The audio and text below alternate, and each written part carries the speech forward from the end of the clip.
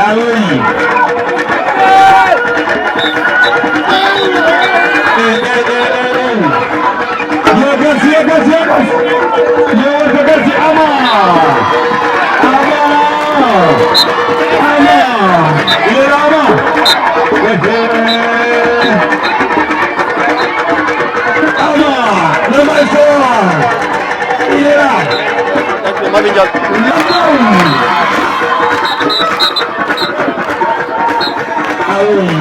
Ah oui, 100%.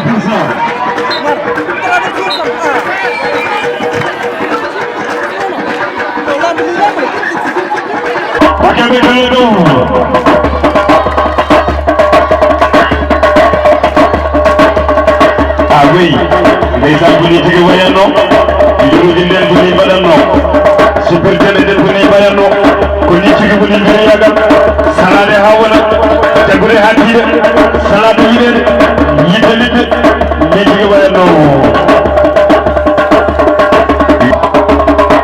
Attention, attention, le rouge et le bleu, toujours.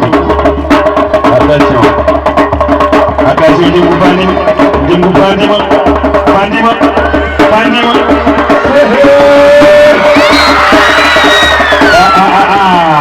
ah oui, c'est ouvert.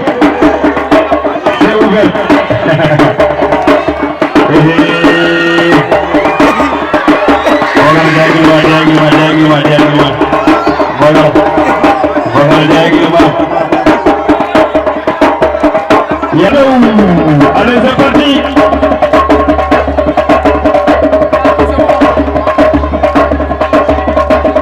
Ousmane Diop Siley combat de Yaoundé. Ousmane Diop Siley Ousmane Diop woni t-shirt balade. Siley woni couleur jean. Ousmane Diop Siley Ousmane Diop Siley Ousmane Diop nani Siley.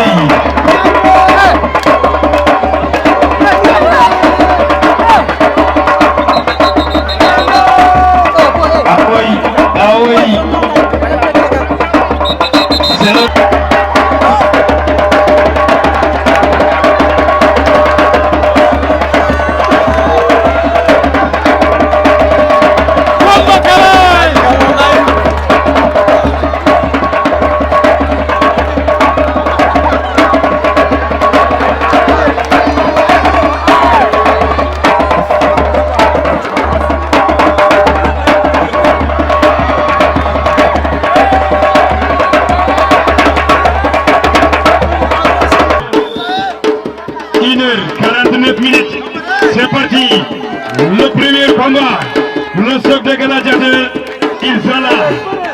Attention, beaucoup d'attention, beaucoup de préparation.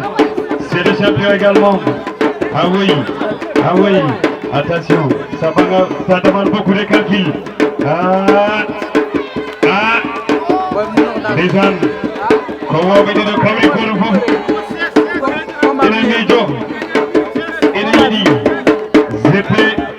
Attention. C'est plus rien d'amener que la bombe de la galerie. Canada. On combat la ligne de Boulay. Les ânes, ñoo fi nekk nag ku nekk mu ngi xool boromam. Ah oui, il n'y a pas d'espace, il n'y a pas de place, ni en haut, ni en bas. Lawol aran, Sartagi, Divetagi, Nadatagi, Gurbo Bali Damal.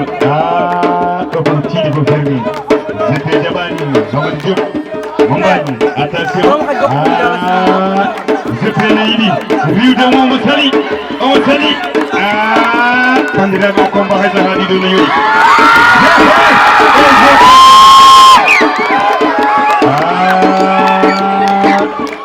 Je fais que nous. Amadi Mombani. Je fais le thé. Je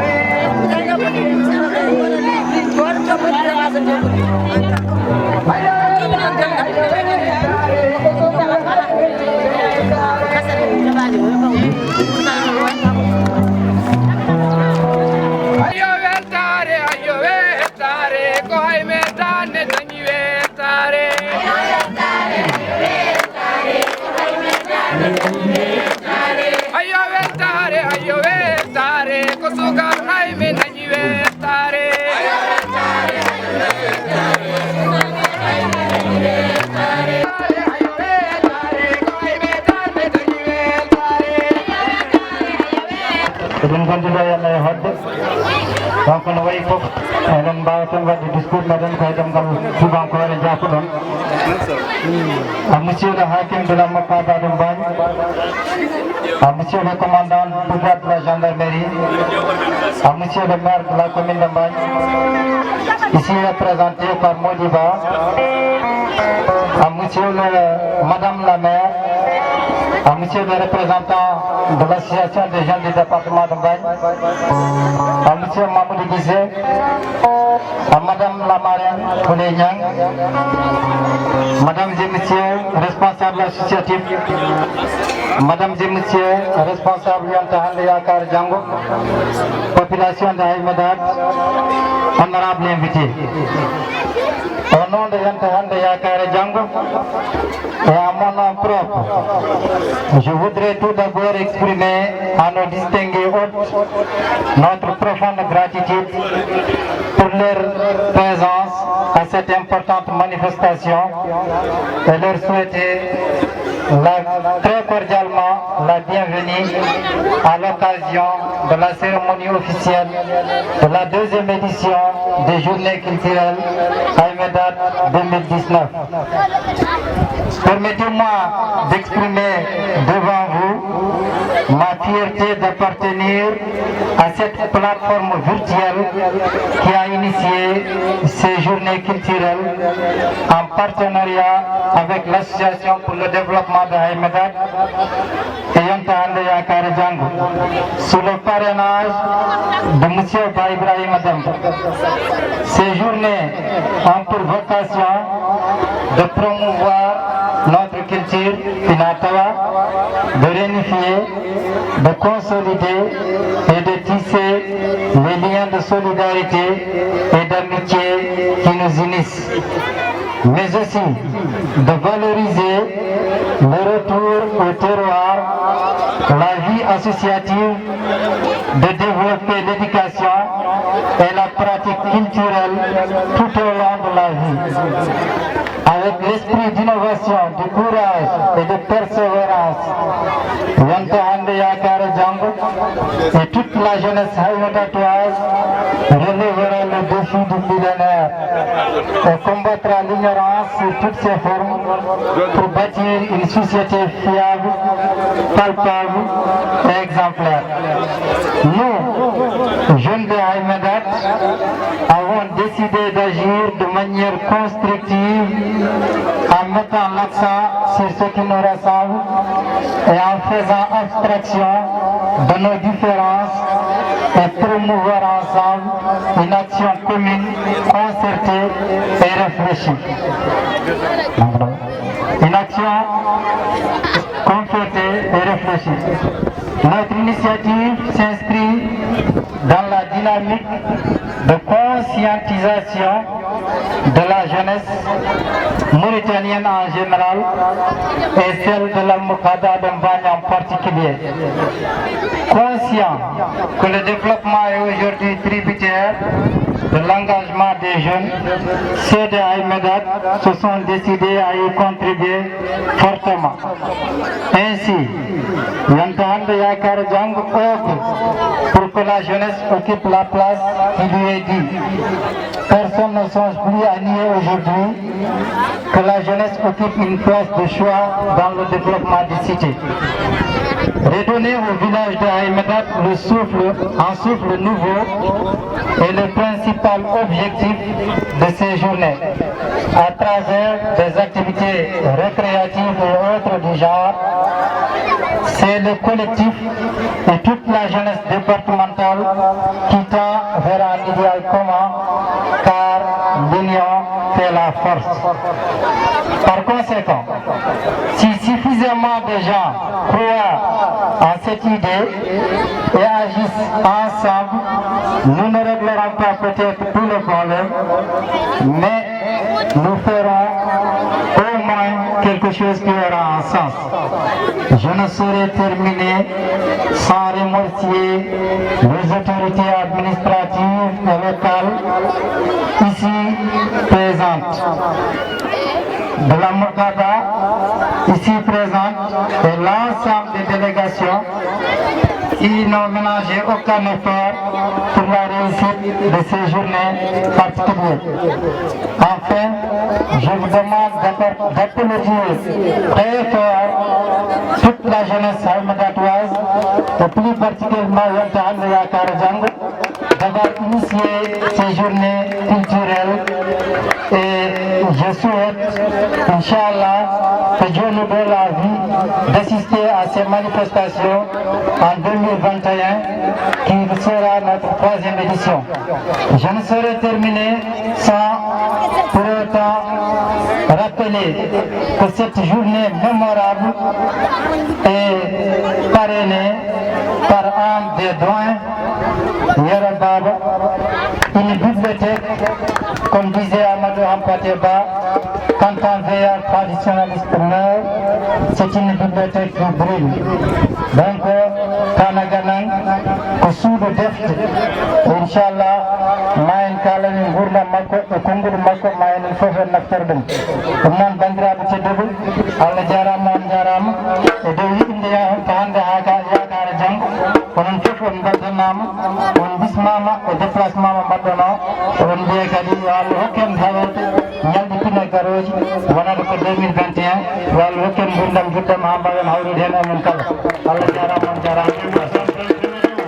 Minno to mo waddango moɗon kadi min calmini on no feewi kadi e dow gardogol ɓinguel mon kono mon hoore mon sabinata amin kartal ɓurɗo andirede nekkitat sall assalamu aleykum wa rahmatullahi taala wa barakatuhu. Merci beaucoup e capanɗe nayyi o yalti aduna ko hitande ujunere temedde jeenayyi e capanɗe jeenayyi e jeenayyi woni o wuurino fodde duuɓi capanɗe jeeɗiɗi e jeenayyi. Ba makko wiyete ko Baba Aissata walla Baba Cukoyel, nene makko wiyete ko Binta Moyna, ko ñaabinaajo lollirɗo ñamma. O mawni koto ñaabina, caggal ɗum o arti o ñiiɓi ɗo e Haïmedat. Geɗe ɗiɗi ɓurno wonde himme makko. Julaagu woni commerce, l'agriculture woni ndema. Julaagu e ndema koye geɗe makko ɓurnoɗe himmandemo e gurdam makko. O neɗɗo deerɗunoɗo e daƴƴe, kuɗortonoɗo basal e kanƴo heege, e gollotoɗo jiɗɗo kala gollowo jeeɓowo jooɗateɗo sagata e saaha mum mo yiɗa mbaadi.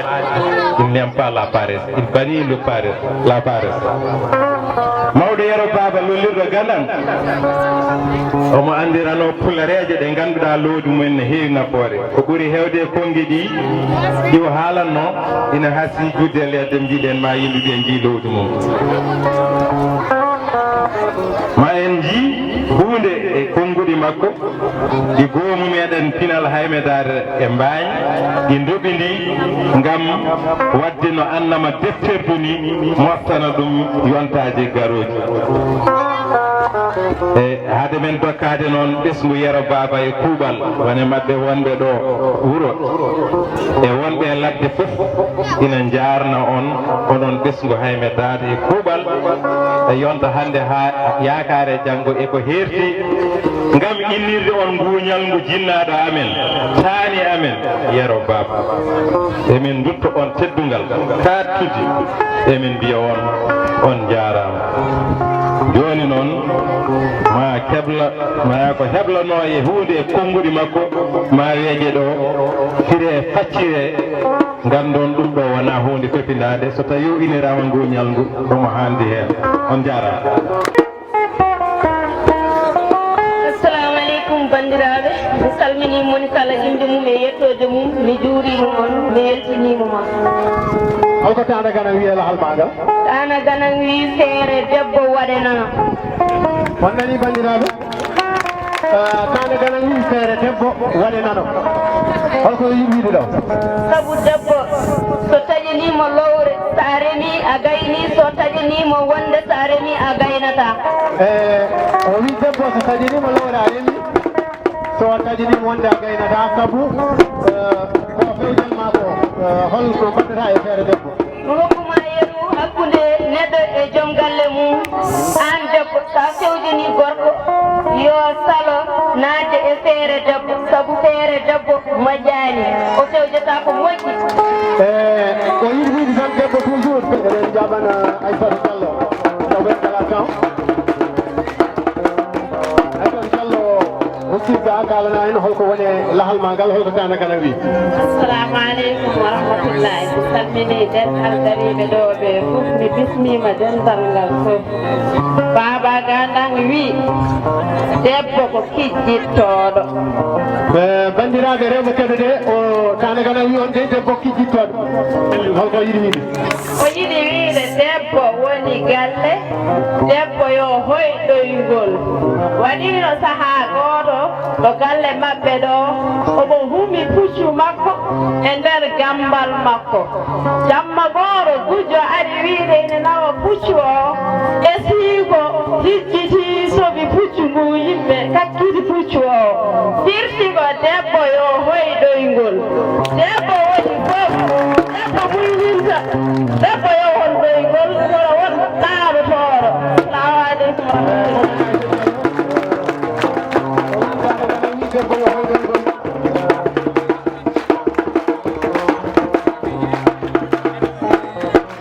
eɗen jaɓano Maimouna Djiby Tegel ɓaɗo haalanen holko woni lahal makko ngal, holko Tanda Gana haali hen.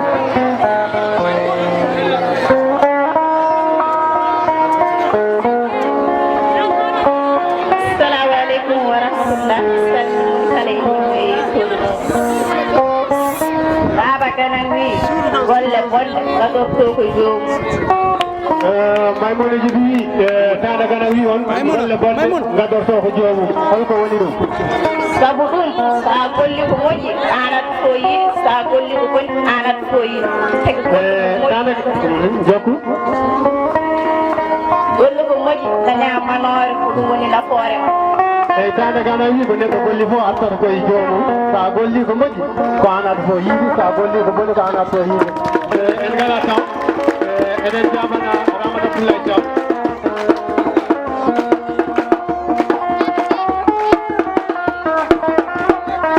holko Tanda Gana haale lahal ma ngal ko woni hen? Assalamu aleykum bandiraɓe, mi salmini moni ko inde ɗum e yettode. Mi bismima hoɓɓe ummiɓe guure saraji garinoɓe. Baba Gandal wi doole ko ballodiral. ɗum ɗon mbo sikki Francis an jini kewi ittise ɗum. Tanda Gana wi doole ko ballodiral, l'union qui fait la force, donc holko woni doole ko ballodiral? Sa nani doole ko ballodiral, enen ko rewiɗo en hande ko doole, saabu ko yonta hande yakare janggo, yonta hande yakare janggo ko doole. Ramata Abdoulaye wi Tanda Gana wi doole ko ballodiral, sen jiiɗi bolde, sen jiiɗi dañde doolde, sen jiiɗi folde yen ndentu, yen ballodir, yen jaadu. Ramata Abdoulaye jarama, temps o heewani. Basen disemo ko Sulla Sow, Sulla Amadou Sow.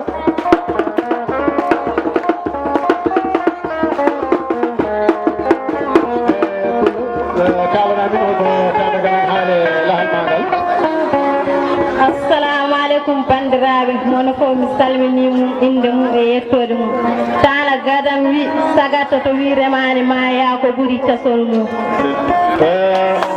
tana gadam wi so sagata wi remani ma yaa ko ɓuuri casol mum ko yiɗi wiide sabu ɗum ko ndema adi kadi to neɗɗo salima liggade to raɓɓiɗi ɗo ma yaa to ɓuuri juutde ɗo merci o wi yahoɓe Wole ñangen ko neɗɗo wi remani ma ya France ɓuuri tasi gonɗi gese e juutde donc a jarama tulla merci on passe absatu warakalnamin hoɗo tane gandi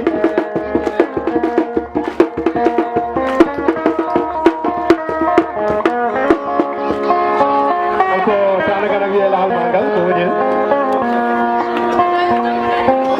assalamu aleykum bandiraɓe salmini moon ko inde mum yettode mum tana ganan wi babiraɓe ko tata oliɓe oya baaba ko baaba mi yeehi juma on jagguɗon ko baaba oya baaba mi yeehi gese on baaba jagguɗon ko baaba oya baaba ko ɗo wonno ala o yeehi dingaral oppo on wona baaba o wi tane gana wi babiraɓe ko tatu so wiyama holto baaba woni wiyama baaba nana jama ya jagguɗo ko baaba so wiyama holto baaba woni wiyama o yeehi gese ko ligguiɗo gam ñamminde galle makko jaggo on ko baaba kono so wiyama hoto baaba woni ƴeewede ko ɗo wonno ne wawi taw o yeehi dingiral ya acci ɗum wona baaba on seeɗa jarama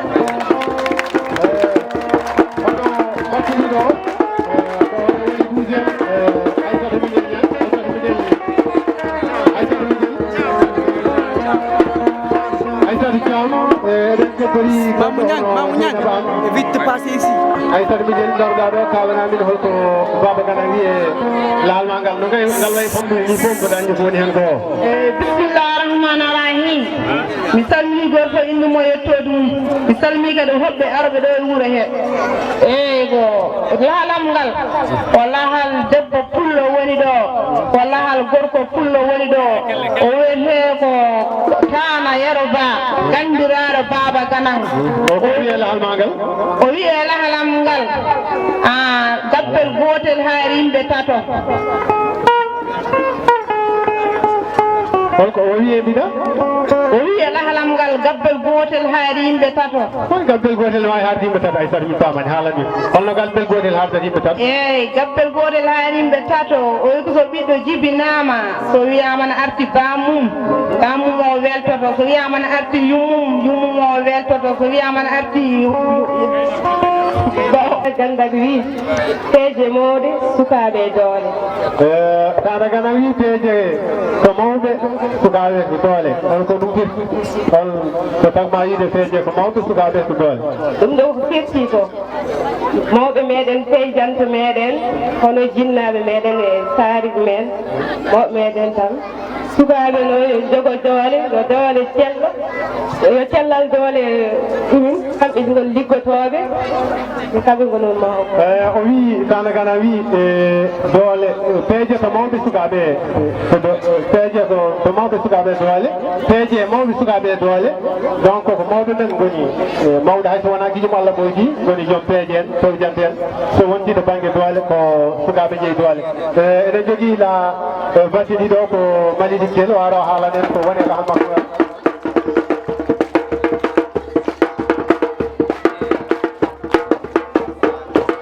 o haalanen ko tawde kana wiye lahal makkugal hankkadi jabanen mawɓe jooɗi ɓe assalamu aleykum bandiraɓe mi salmini gofla inde mum e yettode mum mi yafnima moon mi ɗaɓɓi yaafuyi tana kana mbi sukaɓe hande tekkillahal pamdinan mule o wi tata gana wi sukaɓe hande ya tekkilla hal famɗina nelal holko wiide wiide ɗo o wiiri noon sukaɓe hande jiɗugo reedu heew jiɗa lule o wi sukaɓe hande ene jiiɗi waɗanede ene jiiɗi tottede ene jiiɗi yabbinede kono jiiɗa tampude sa heewi e bammayel walde ummum fayla mi ñamakara jafra e beelel janna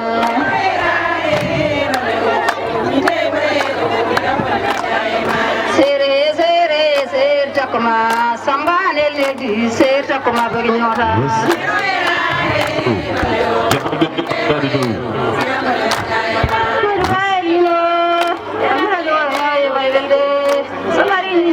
Benole, ador bana wale ke, okin ngudi mi dor baila, okin ngudi bana ko kusiae. Orang mau cakap dengan pembantu badulen, badan kele way. Sere takma, sambane ledi sere takma banyo.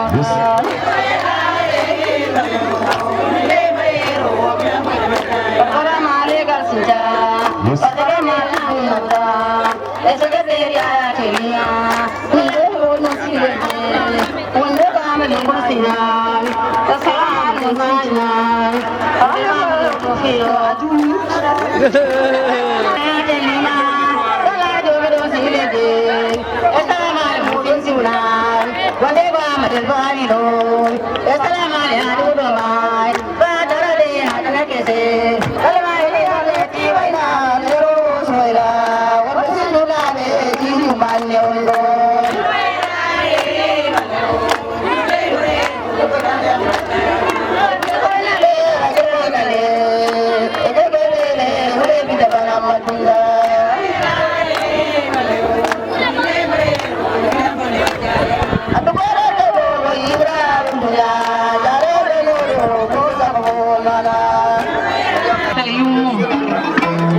jogi bokkol ma ada jogi burdugal ma ndado da nyalel ngel tuba da nangel ngel jore da bira a burdugal ma hewa daccana rudu nyalel ngel muy no do fooje njuppa dira hanay di kawra bada e barme hulna njurta ha buba laloda salalima afini subaka yewtuna pedane ma de gadda sumalle ma walla bolong ma itta kedu ngol lowa e sumalle he walla bolong o jonka ha subiro njuppa ta ko dane bamdam ko sam dem jukkuda bange dam wulwa wuli sere nde mbatta hen ko sam dam jukkuna da dam wiete ko moduru dam sa watti hen tawlo dane bamdam kuloda hen tawma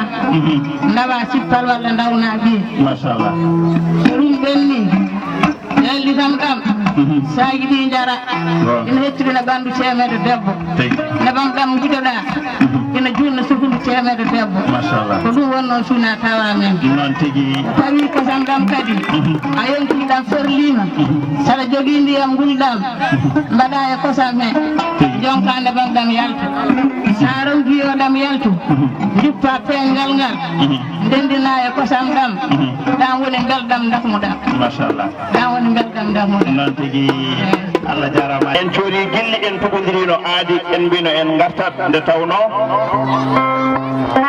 Ibrahima Oumar kan leliro katante leñol ne wiya so puynam ronkama jeyɗo dokke famɗinɗo gilli o wi kaari wona ɗalde comci riddude yimɓe e haalde bonka kandaɗo ko taddi gilli balle yiɗodirɓe guurde yo Allah rokku en wadde ko mbinoɗen welema waɗi en gada beño arde en darano hande e hayme e jeejengo gogodowel argay tawi paɗen koye ɗe golle gogodowel argay wonno keblirɗon wonno eɓɓirɗon wonko namdotoɗon ɓe mbaɗa ɗum ha laaɓa mbaɗon no eɓɓirnoɗon ni e on saaha mbaɗen konngol meɗen commentaire ma poɗen wadde hen o ha timma min dokkata micro o ɗo ko dole e gogodowel bisimilla ma won ko haalanma e on saaha taw kada wawi famminde yimɓeɓe ha ɓeɗo famma bisimilla mi salmini on mi juurima on mi ñaaguima on duwaw mi rokki on duwaw woni ɗo ko neɗɗona rese somo ƴaɓe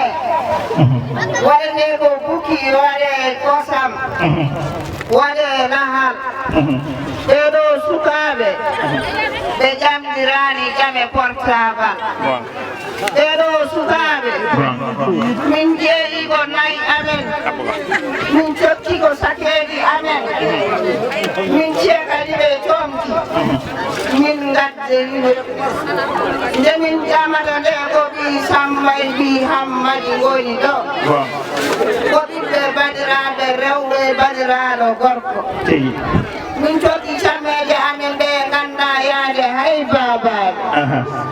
min puɗi sakeji min